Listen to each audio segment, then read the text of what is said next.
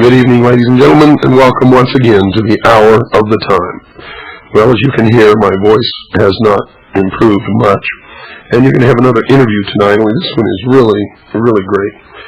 Something that everyone needs to know about, especially when the subject is being touted as something that your children need, when in fact, it could be a deadly poison.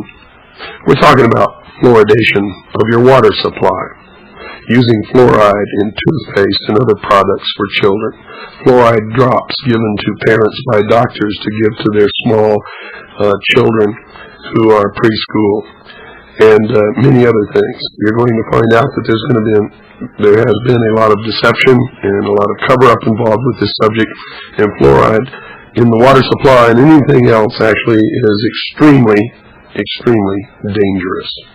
So pay attention to this. This is a tape done by Darlene Sherrell in December of 1992. It has facts, it has scientific information, it quotes papers. I mean, if you listen to this and you write down the references, you can go out and find these things in any major library, and what you're going to find is going to amaze you, and it's going to make you very, very angry. And if you've participated in heaping fluoride upon your children, and upon yourselves for that matter, you're going to be very sorry that you ever did that without looking into it. Folks, the message of this show is, I don't care whether you believe what you hear on this show or not. In fact, I advise you not to believe anything that you hear, whether it's on this show, Tom Valentine, Chuck Harder, Larry King, Dan Rather. I don't care who it is, Charlie Rose, from the President of the United States. It doesn't matter. You had better not believe it unless you go out and you dig up and do the research yourself. Because the deception running rampant in the world today, designed to destroy us and to bring about a new world order, is so deep that you cannot even begin to imagine until you open your ears, open your eyes, open your mind, and begin to look for yourself and stop trusting people to tell you the truth, because 9 times out of 10, they never do. Make sure you're listening tomorrow night for our IRS program. I'm still amazed over the damage control efforts by Tom Valentine and the IRS whistleblowers last Wednesday night. It didn't work, folks. And when you hear what we're going to put out on this show tomorrow night, you're going to see that that was just a bullshit smokescreen. We are really causing some damage out there. We must be, or they wouldn't go to such efforts as they're going to try to get you to stop listening to the information that you get on the Hour of the Time. You notice they mentioned Phil Marsh's name several times, but they never backed up anything that they said with any facts whatsoever. None. They didn't quote from any laws. They didn't quote from the IRS regs. They did not do anything but provide a bullshit smokescreen for all of you out there who might be just sheeple enough to believe what you heard. Well, you listen to this show, folks. We'll quote the IRS regs. We'll quote the law. We're going to give you the straight skinny and show you that the IRS is an illegal, privately owned corporation that is not collecting taxes, but is collecting tribute. And that tribute goes out of this country to help destroy this country. And don't you believe for 1 second that the IRS whistleblowers organization is really on your side. Because if they really knew the law and they were really blowing the whistle, they wouldn't be telling you that you'll go to jail if you try to obey the law. And the law says that income tax is voluntary. In fact, the law says that it's illegal. 19 ways under the Constitution. So stay tuned tomorrow night. In the meantime, listen to this show tonight, and I think you're going to be amazed and very much angered by what you're going to hear. But don't believe what you hear. You write down the references and you go check out the facts yourselves. I've got to shut up before my voice turns off again completely. I'll see you at the end of the show, folks.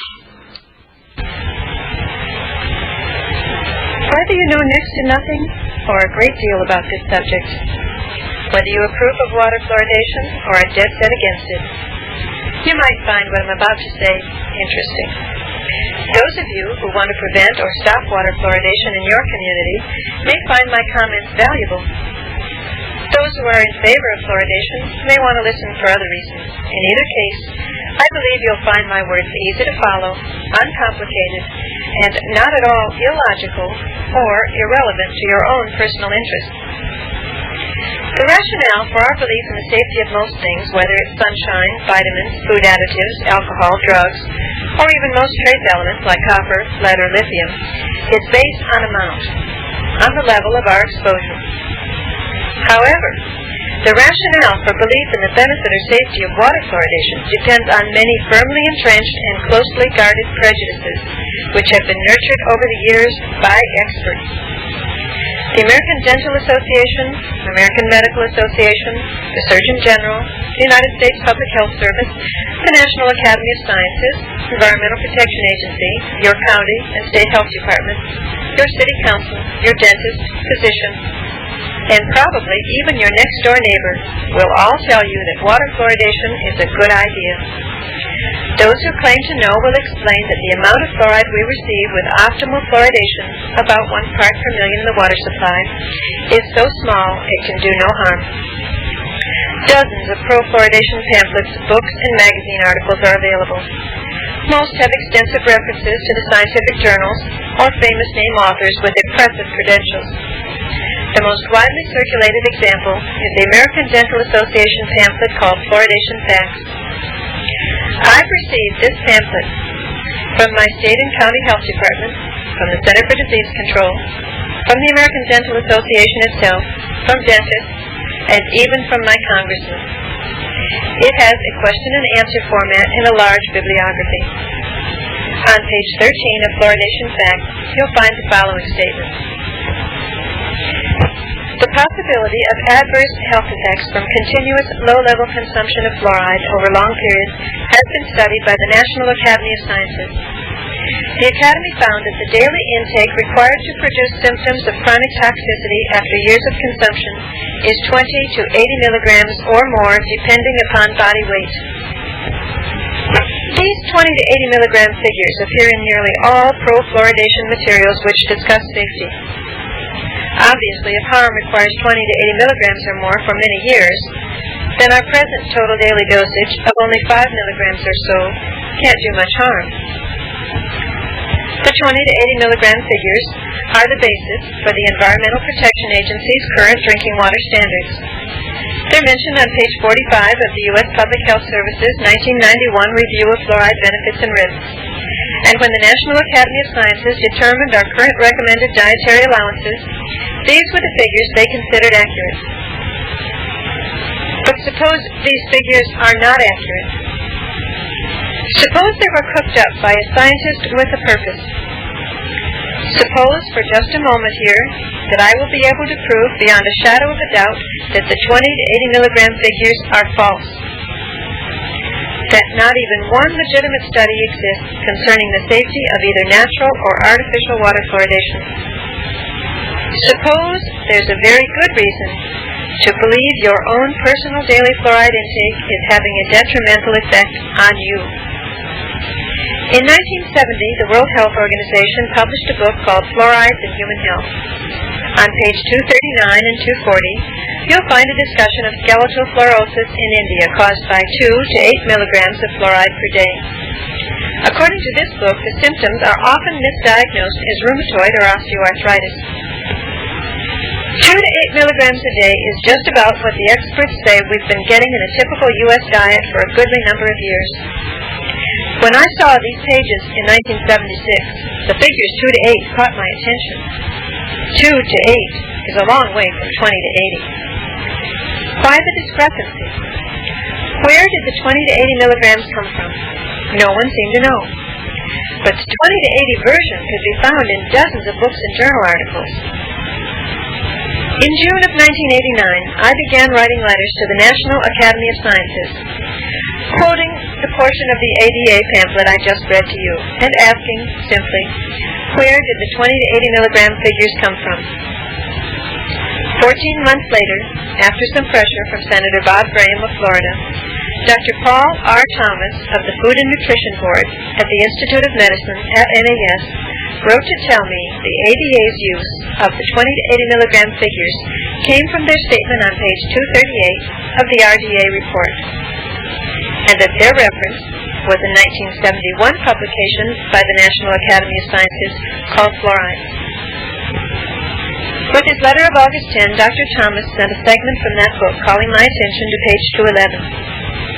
He also sent the portion by Krishnamachari in the 5th edition of Trace Elements in Human and Animal Nutrition, edited by Walter Mertz, United States Department of Agriculture, and dated 1987. This article, he said, was also used in the most recent RDA report, but did not show the 20 to 80 milligram figures.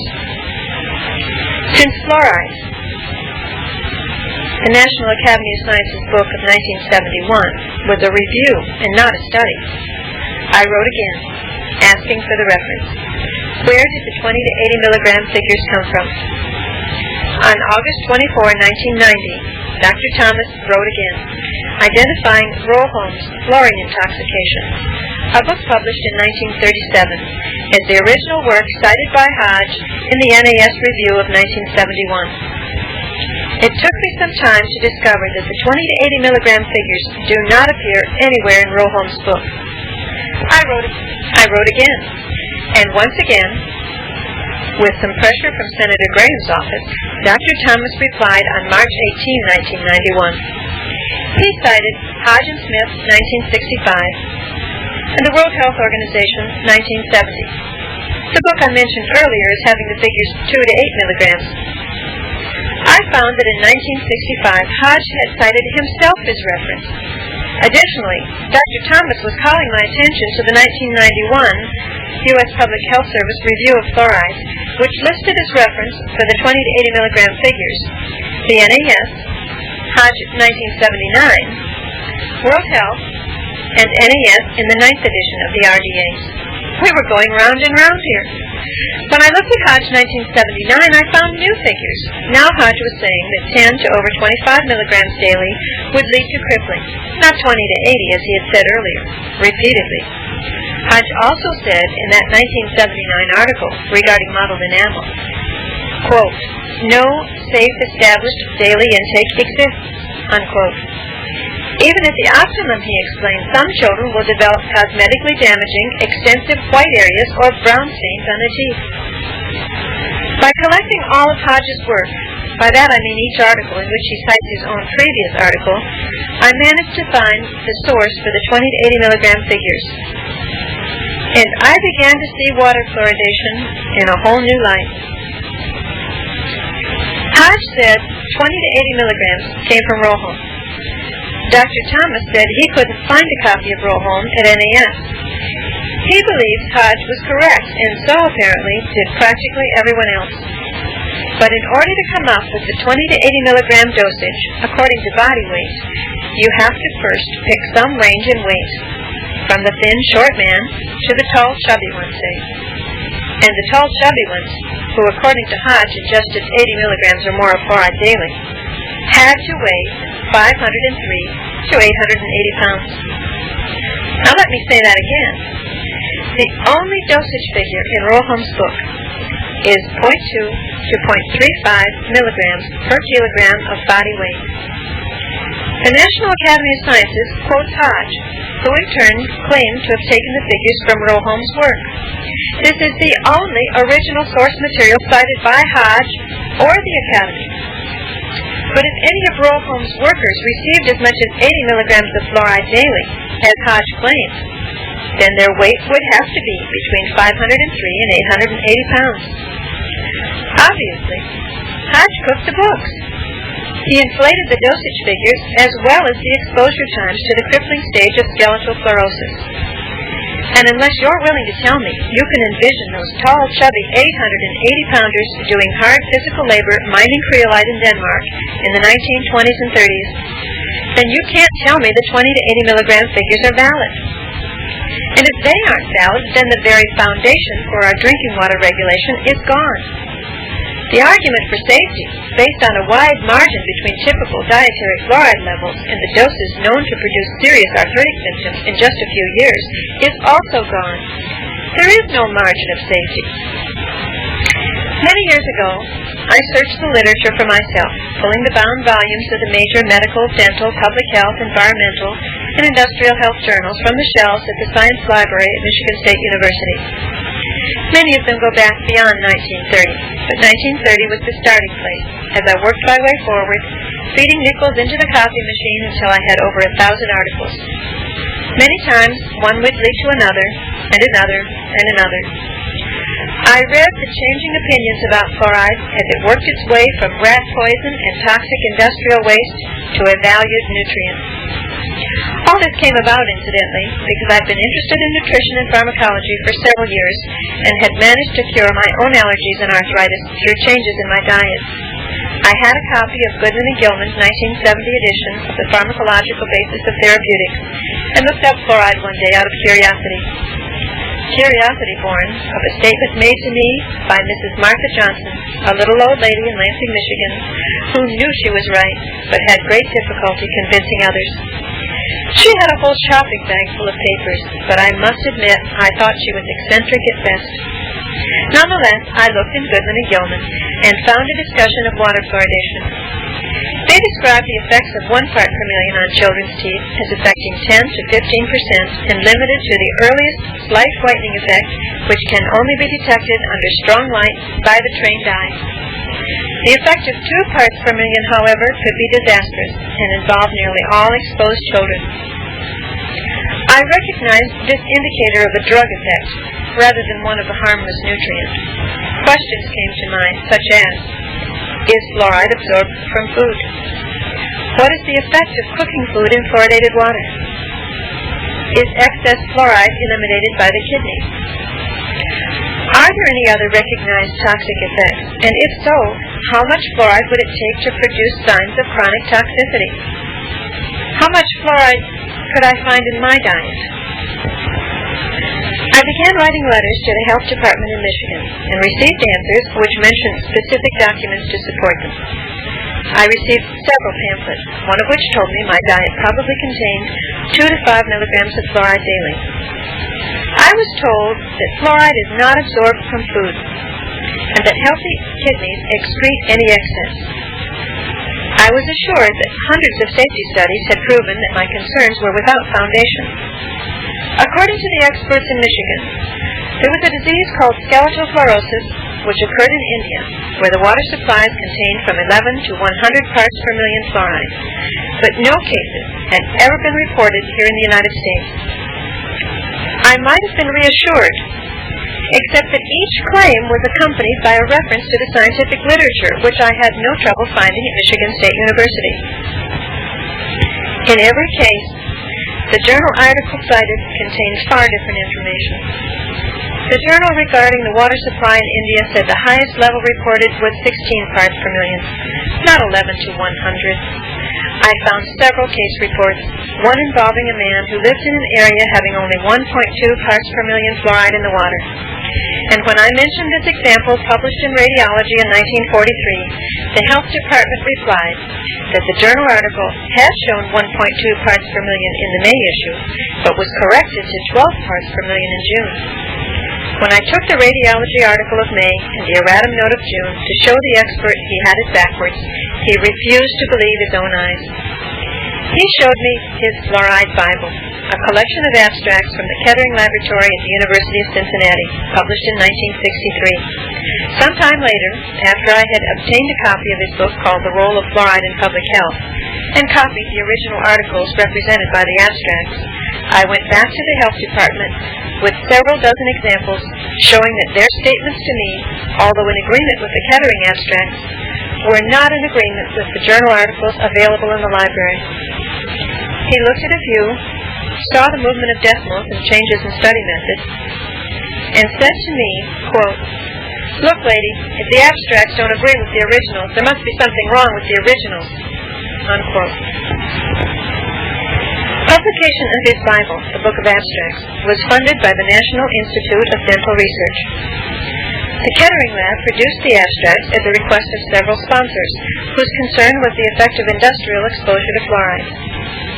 They include the Aluminum Company of America, Alcoa, Aluminum Company of Canada, American Petroleum Institute, Columbia Geneva Steel Company, DuPont, Harshaw Chemicals, Kaiser Aluminum, Minnesota Mining and Manufacturing, Pennsylvania Salt Manufacturing Company, Reynolds Metals Company, Tennessee Valley Authority, and the Universal Oil Products Company. Kettering's advisory editorial board for the 1963 abstracts included Edward Largent, industrial hygienist for Reynolds Metals Company, McClure, Zipkin, and Russell of the National Institute of Dental Research, Schlesinger, New York State Health Department, and Smith, who was Hodge's co-author. Fluoridation as a Public Health Measure, 1954, was also funded by industry. Fluorine and Dental Health, 1942 and 1959, and Dental Caries and Fluorine, 1946. All these books cite the same authors: Hodge, Smith, Cox, Largent, Schlesinger, McClure, and Dean. Kettering Lab abstracts and the reviews they had spawned, not the research papers published in the various medical, dental, industrial, and public health journals, became the accepted source of information on fluoride toxicity. As a result, all of the groups who prepared government-sponsored documents have perpetuated misinformation. In addition, Kettering's contract stipulated that the corporation could withhold publication of results unfavorable to its interests. Kettering Lab authors have also published information in the scientific journals which delayed recognition of the more subtle effects of childhood lead poisoning, using language and arguments similar to those used to claim safety with fluoride. You can find one example in the journal Oil Facts for July-August 1962. It was this material which convinced the governor's office in Michigan to order a review to determine the current amount of fluoride in typical diets. The panel chairman, William Taylor, began his task of whitewash with a catch-22. All material to be considered by the panel must pass through his hands first. I was not allowed to submit entire articles photocopied at Michigan State University Library because they were too bulky. I was not allowed to submit portions, excerpts, or summaries because they were not complete and would be taken out of context.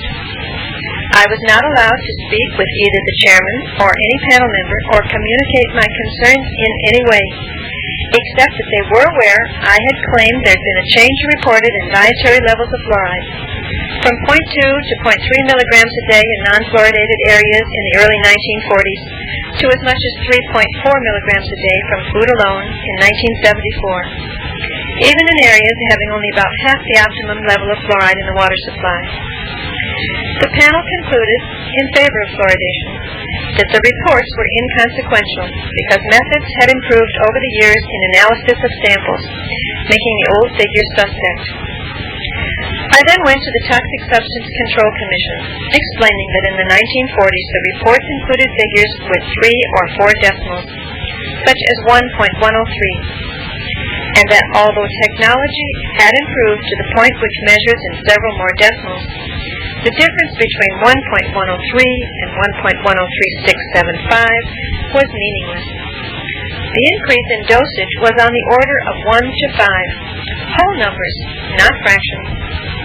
Their chief toxicologist, Dr. Norman Zimmerman, agreed with me and produced a report in May of 1981 called The Need for the Determination of the Extent of Total Fluoride Exposure in Community Assessment of the Value of Water Fluoridation.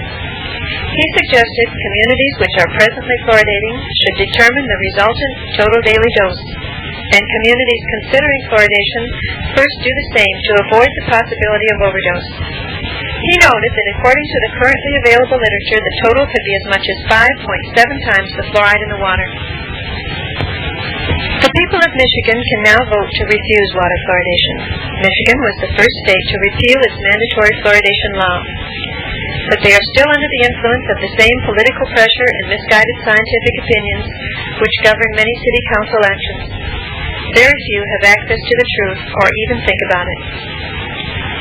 The argument most often heard in favor of fluoridation is that the benefits outweigh any possible risks. We know that dental health statistics do not support that view. They show virtually no benefit from fluoridation today. We are asked to disregard the many recent studies showing an increase in both osteoporosis and bone cancer in the fluoridated area.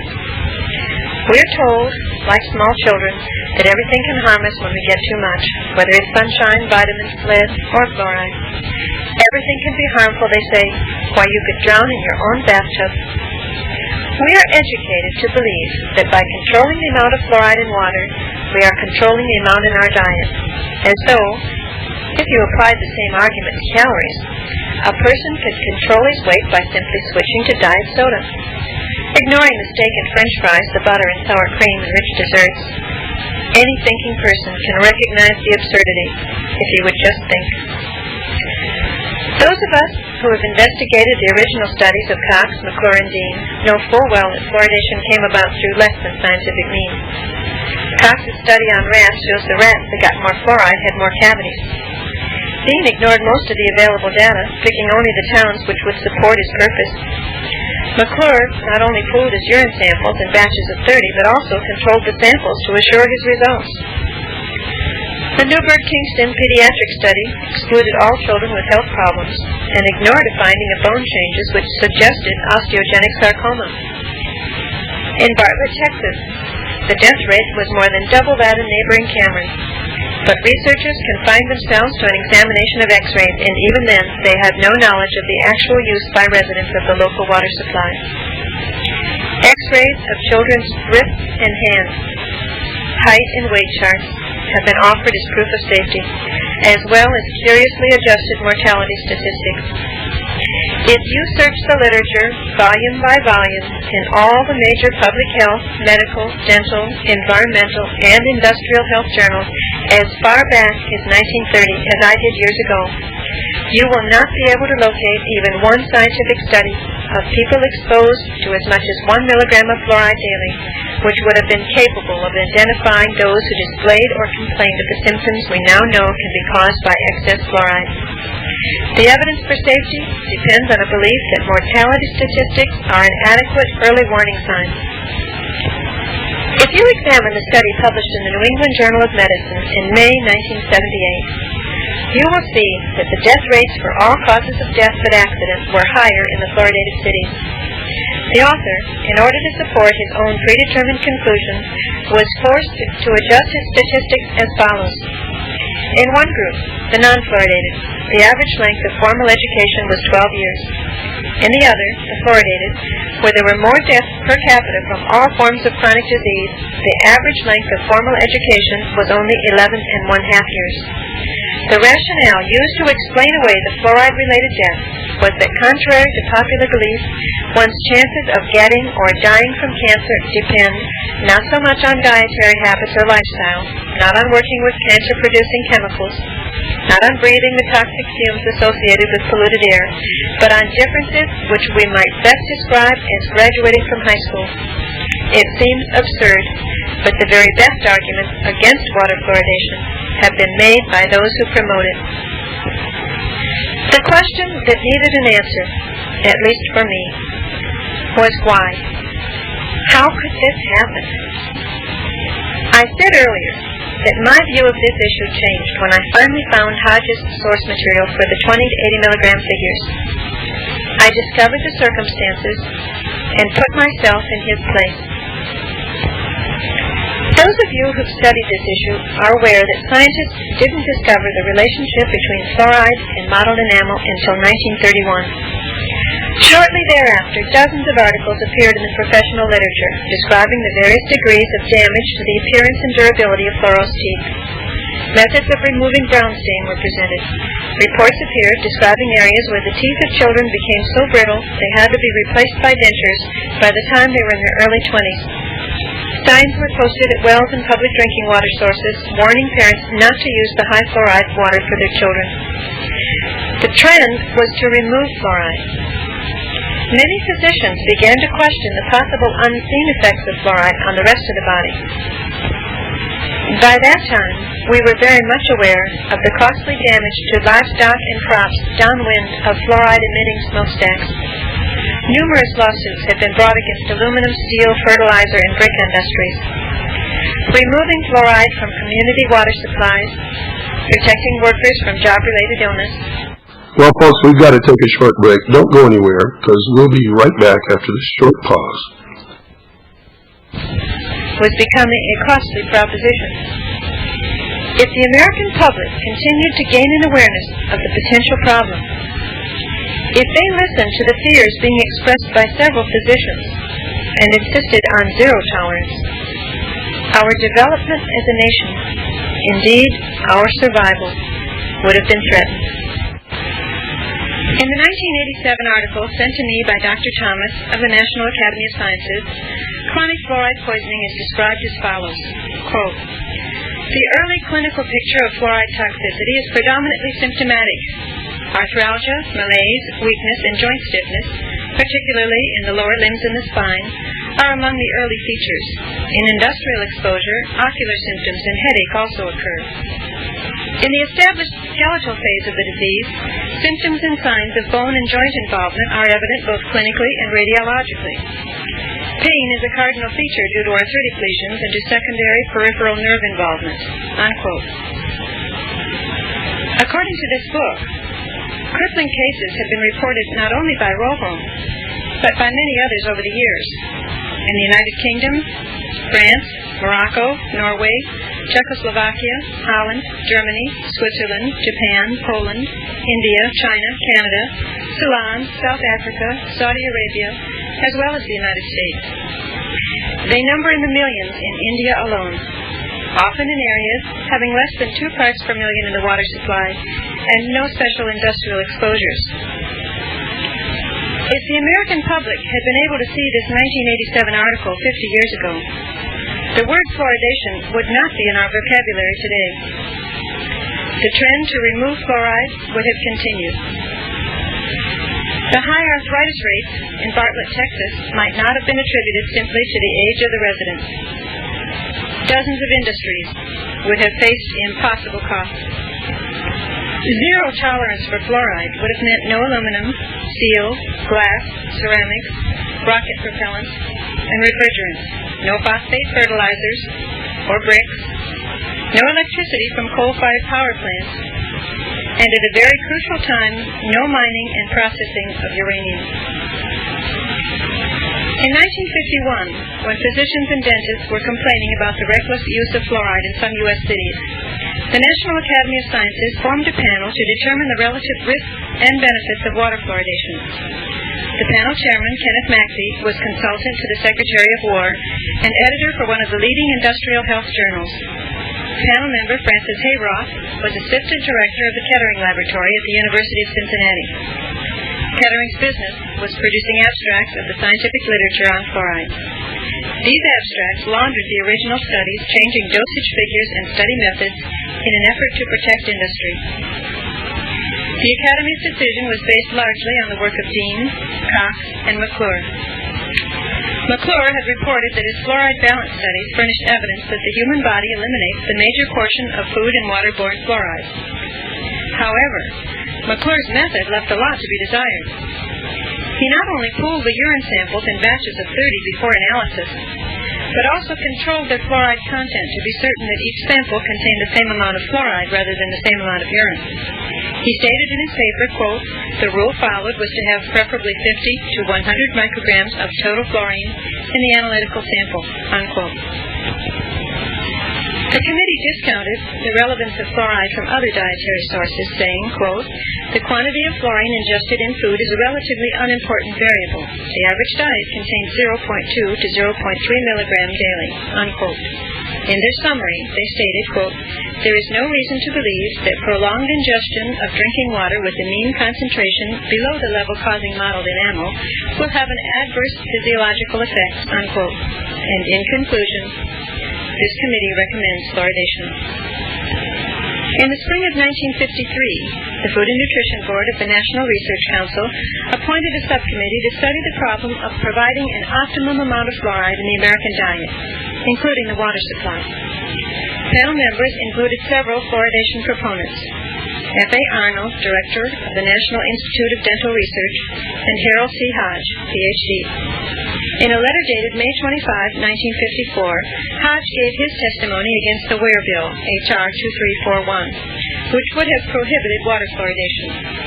Hodge explained he had been a consultant to several industrial companies since 1937, had been involved with the Manhattan Project since the spring of 1943, and present at the bikini tests in July 46. Hodge began his work with the Atomic Energy Commission in January of 1947, studying the toxicity of fluorine, uranium, beryllium, and other elements and compounds of special interest to the AEC. At the time of his testimony, he was also chairman of the Technical Advisory Committee on the Fluoridation of Water Supplies of the State of New York Department of Health, and chairman of the Committee on Toxicology of the Division of Chemistry and Chemical Technology of the National Research Council. As part of the letter, Hodge included his chart of fluoride effects, showing that crippling fluorosis is caused by daily doses of 20 to 80 milligrams or more of fluoride for 10 to 20 years. The chart also appears in Hodge's subcommittee report, which became publication 294, National Research Council, November 1953. Hodge attributes these 20 to 80 milligram figures to Rojo and gives mortality statistics as evidence for safety. According to these public documents, the nation relied on the advice of Kenneth Maxey, who represented national security and defense, Hodge, who represented the Atomic Energy Commission, Hayroth, who represented the major fluoride-polluting industries, and Arnold, who represented the National Institute of Dental Research, whose purpose was the study and promotion of fluoridation. They assumed and based their endorsement on the erroneous belief that fluoridation would not contribute enough fluoride to exceed a total daily dose above 1 or 2 milligrams. They accepted McClure's phony balance studies. They accepted Dean's selection of data. They compromised, as we all do, when it is necessary. And they, National Academy of Sciences, and all the others, have been obligated to defend their actions ever since. It seems to me that any reasonably intelligent person who encounters the many newspaper and magazine articles discussing the infighting at EPA over fluoride, or the firing of whistleblower William Marcus, who said fluoridation is a cancer risk, should consider the implications. We've all been exposed to other similar scandals involving government cover-ups. Isn't it obvious that if our government agencies have been working with the nuclear industry to cover up the problems at Hanford, Washington, or the problems with lead poisoning, or asbestos, or prescription drugs, then they could do the same with fluoridation. Find a calculator, or just a pencil and a scrap of paper, and let's look at those dosage figures again. Not for the 880-pound man described by Hodge in 1953, but for you. Roholm's figures were 0.2 to 0.35 milligrams per kilogram of body weight. You'll find them at page 319 of his book. There are 2.2 pounds in a kilogram. So first, take your weight in pounds and divide by 2.2 to get your weight in kilograms. Now let's use a midpoint between 0.2 and 0.35, an average of 0.275. Multiply your weight in kilograms by 0.275. You could also simply divide your weight in pounds by 8. The answer will be the same. Now you have the daily dose of fluoride capable of producing crippling skeletal fluorosis in a person of your size in 10 to 20 years. If you weigh 120 pounds, that figure is 15 milligrams a day. With every additional 40 pounds, you can add another 5 milligrams. We're in agreement here with the Hodge 1979 reference used by the Public Health Service in their 1991 review. The trouble is that just as I might have been misled by the health department experts in Michigan many years ago, you need to pay very close attention. It's always wise to take a good look at claims made by people trying to sell you something or prove a point. Crippling skeletal fluorosis doesn't happen overnight. Just as obesity doesn't result from just one session of overeating. It takes time. Roll homes workers reach the first stage of the disease in only 2.5 years. This is called phase 1.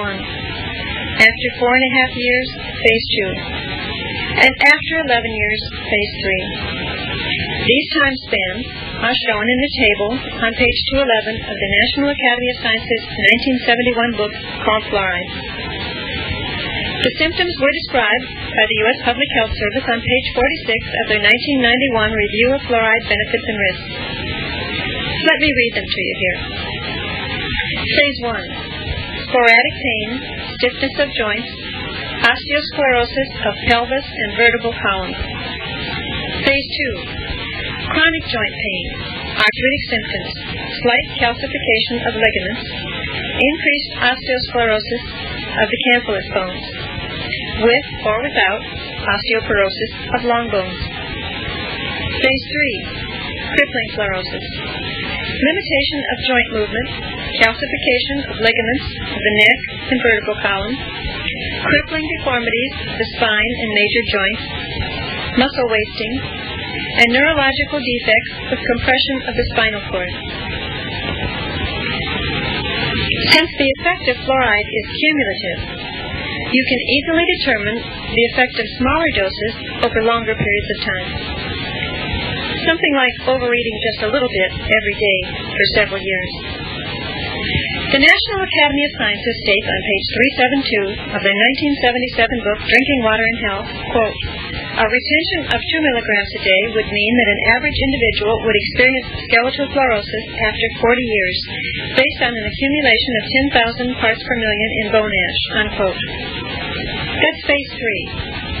And since people with healthy kidneys can excrete only about half their total daily dosage of fluoride, a retention of 2 milligrams means an intake of about 4 milligrams. 96 to 98% of dietary fluoride is absorbed. So we're not just talking about fluoridated water, but everything you eat and drink, wherever you live. But what about the other symptoms? The ones that appear before phase 3. After you've divided your weight in pounds by 8 to get your daily dose to produce crippling, let's divide that dose again to see how long it would take to produce phase 1 and 2 with about 5 milligrams a day, a conservative estimate based on typical diets in the studies done in the 1970s and reported by the American Medical Association. If your weight is 120 pounds, your dose is 15 milligrams for less than 3 years to produce phase 1. With only 5 milligrams, 1/3 of 15, you could expect phase 1 to take 3 times as long. Less than 9 years. In 18 years or less, you have phase 2. And in 36 years or less, phase 3. This is the part of the story you don't hear. Crippling skeletal fluorosis, phase 3, is the only condition our drinking water standards consider. These are the only symptoms of chronic toxicity the American Dental Association referred to when they quoted the National Academy of Sciences figures of 20 to 80 milligrams. And the 20 milligram figure applies to a person weighing 160 pounds, who can expect to reach the first 2 arthritic phases of chronic fluoride poisoning in less than 5 years. When they say 20 to 80 milligrams for 10 to 20 years, what it really means for a person weighing 160 pounds is 20 milligrams for 11 years. And that's the same as 5 milligrams for 4 times as long. For a person with kidney disease, the risk would be much greater because he'd retain more fluoride. Hodge revised his figures in 1979 from 20 to 80 milligrams for 10 to 20 years down to 10 to 25 milligrams or more for the same length of time. But although the United States Public Health Service listed Hodge 79 as one of the references for the 1991 review, they either chose to ignore it or used an abstract without ever looking at the original. If the American Dental and Medical Associations, EPA, World Health Organization, National Academy of Sciences, your physician and dentist and city councilman or county commissioners have all been deceived regarding the amount of fluoride it takes to produce signs of chronic toxicity, the earlier arthritic stages of the disease, as well as the crippling end stage, then their belief in the safety of water fluoridation is based on a misunderstanding. Fluoridation was meant to provide a supplement to bring the daily dose up to about 1 milligram a day. By the early 1970s, people were getting 5 times that amount. Sane people don't supplement an overdose. The symptoms of chronic fluoride poisoning are experienced by all who live long enough, wherever they live. This has always been true because fluoride is one of the most plentiful of the Earth's elements. According to the Arthritis Foundation, 97% of us complain of the symptoms of phase 1 and 2 skeletal fluorosis by retirement age. However, no effort has ever been made in this country to determine how many cases of arthritis are actually caused by excess fluoride. Fluorosis is not even a reportable disease. And when physicians suspect a fluoride-polluting industry is the cause of whole towns complaining of arthritis, they risk ridicule or even loss of their license for voicing an opinion. College professors fail to attain tenure, researchers lose grant opportunities, editors are fired, brilliant biochemists, medical doctors, and even dentists have been liable for daring to question the wisdom of water fluoridation. It's no wonder so many people are operating with blinders. The U.S. Postal Service is now considering a commemorative stamp to celebrate 50 years of water fluoridation. In a letter dated November 24, 1992, Carol Patton, RN, spoke to the issue with her usual eloquence. Let me read it for you. This is addressed to the Citizens Stamp Advisory Committee in Washington, D.C. Dear Mr. Rosenthal, recent scientific evidence is fast proving that fluoridation is causing serious health risks in terms of increased fracture rates, cancer, and other adverse effects. In addition, a national survey by the U.S. National Institute of Dental Research and corroborative studies from other countries show tooth decay rates unrelated to fluoridation. Please recognize fluoride for what it is, a major industrial pollutant of which 655,000 tons annually are dumped and spewed into our water and air. Industry is getting away with murder under the guise of a public health program. Dr. William Marcus, a high-ranking EPA scientist, was recently fired for having the courage to whistleblow the scientific fraud operating in this contentious and political issue. In light of this, a commemorative stamp for fluoridation is not only inappropriate but highly deceptive. Surely you must agree. Sincerely. I believe, based on mountains of scientific evidence, that fluoride is one of the most toxic substances known to man, that it interferes with the normal production and mineralization of collagen, lowers our ability to deal with disease-causing bacteria and viruses, causes allergic and hypersensitivity reactions, as well as gastrointestinal problems, headache, and chronic fatigue, and a reduced ability to recognize and repair the genetic damage which leads to cancer. I do not know if zero dietary fluoride would lead to an increased incidence of dental decay, but if it did, it would be impossible to achieve anyway, because we can't eat, drink, or even breathe without getting more than our true need for this substance. No one should be required to be exposed to more than 1/2 part per million fluoride in his drinking water, regardless of income or ability or even desire to purchase expensive alternates. The real tragedy, of course, is that we've allowed the same expediency that permitted fluoridation to enter into all phases of medical science. We've allowed a massive suppression of information, which delays our success in treating or preventing many, if not all, forms of chronic disease, because politics has taken a stranglehold on scientific advance. Our government regulatory agencies, EPA, Food and Drug, Public Health, etc., have all played the role of a fox guarding the chickens. And this little chicken has had about enough of it. I hope you've enjoyed listening to this tape. Perhaps you've learned something. If you can, I hope you'll make a copy and share it with others. Thanks for listening. Well, there you have it, folks. Darlene Sherrell and the results of many years of her own research. Now, she gave you all the particular references. She told you where she found the information. She named the specific reports and the people and the government agencies that she dealt with. I don't want you to believe what you heard here. I want you to get off your butts and go out and find this information again yourself. Confirm it. And it shouldn't take you years because she just gave it all to you right now. When she started, she didn't know anything about where she was going or where to get it or even what it was. So there's no excuse if you don't do it. If you're living in an area where your water is fluoridated, you must do this for your own health and for the health of your children and their children to come. Now, if you don't, and you all die horrible, crippled deaths, and if you all suffer from what they call the Wilkes-Barre syndrome, the chronic fatigue, which you just heard is caused by fluoridation, then I don't want to hear one single whimper out of any of you at all. I don't want to hear you whimper. I don't want to hear you cry. Go do it for your sake, for the sake of your children, for the sake of the nation. I wonder, what in the world would they want to do this for?